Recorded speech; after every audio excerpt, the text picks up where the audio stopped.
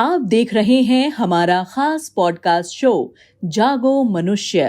इस शो के जरिए हमारे खास मेहमान संतान दल के प्रेसिडेंट शंकर सरकार जी आप सभी को प्रकृति व ब्रह्मांड के प्रति जागरूक करेंगे। इस शो में बात होगी धर्म की, राजनीति की, जाति की और तमाम उन मुद्दों की जिन्होंने लोगों को बांटने का काम किया है। हमारे जन्म सिद्ध अधिकार के अनुसार इस प्रकृति के सभी संसाधनों पर सभी का समान अधिकार होना चाहिए। इन सभी विषयों पर देखिए हमारा ये खास पॉडकास्ट शो जागो मनुष्य।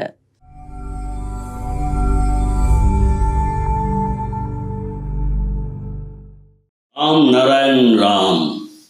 इस धरती पर अभी जो हम हैं, हम में से बहुत से लोग बुद्धिमान बनने की ओर अग्रसर है और मानवता की भावना भी जागृत है। हर कोई किसी न किसी रूप में समाज में जुड़ा है और जो लोग समाज के कर्ता धर्ता है, जो अभी भी समाज का संचालन कर रहे हैं, चाहे वो राजनीतिक हो या धार्मिक, सब बातें व्यर्थ है अगर शिक्षा में छात्र भाग डाले। अगर हम सब मिलकर तय कर ले कि इस धरती पर जो भी नियम कानून लेन देन हो वे पूरी तरह पवित्र होने चाहिए। इसलिए आकाश में कोई मालिक नहीं है, धरती पर भी मुझे कोई मालिक दिखाई नहीं देता, सूरज खुद को मालिक नहीं मानता, न ही चांद या आकाश खुद को मालिक कहता है। फिर हम इंसान व्यक्तिगत मालिकाना हक कहाँ से लाते हैं? ये विचार, ये सोच, हमें ये सोचना होगा कि ये अधिकार किसने दिया। जब हम छोटे थे हमने उनके लिए खुद को बहुत छोटा कर लिया, पढ़ाई की, फिर नौकरी की, व्यापार किया और एक समय ऐसा आया जब हम खुद मालिक बन गए। तो क्या उस समय हम छोटे नहीं थे? क्या हम अच्छे नहीं थे? तब हमारे माता पिता ही हमारे मालिक थे। हम उनके साथ रहते थे और उनके आत्मा बलिदान और समर्पण को बहुत ही सुंदर तरीके से अनदेखा करते रहे। लेकिन यही तो होना चाहिए हमारे आदर्श समाज में। जैसे हमारे पिता माता ने निस्वार्थ भावना से हमारी सेवा की, वैसे ही एक आश्चर्यजनक समर्पण दिखाया।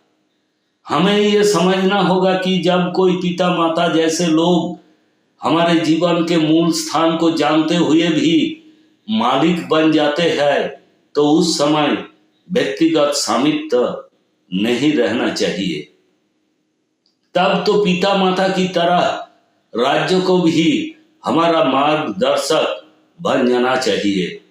हमारे सभी लोग, पूरी दुनिया के लोग, चाहे वे जिस भी स्तर पर हो, चाहे वे कितने भी उन्नत क्यों न हो, हर जगह से व्यक्तिगत मालिकाना हक को पूरी तरह हटाना होगा।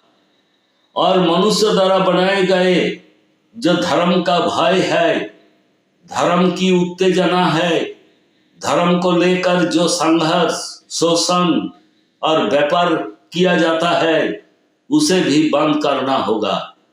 आज हमारी दुनिया में लगभग 200 से 250 देश है और हर देश का अलग अलग संविधान है।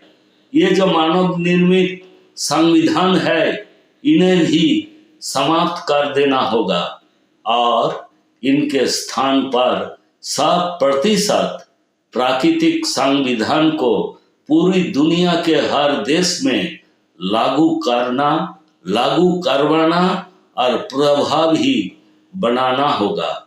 हमें प्रकृति की ओर देखकर प्रकृति को ही दर्पण बनाकर अन्याय को पहचानना होगा।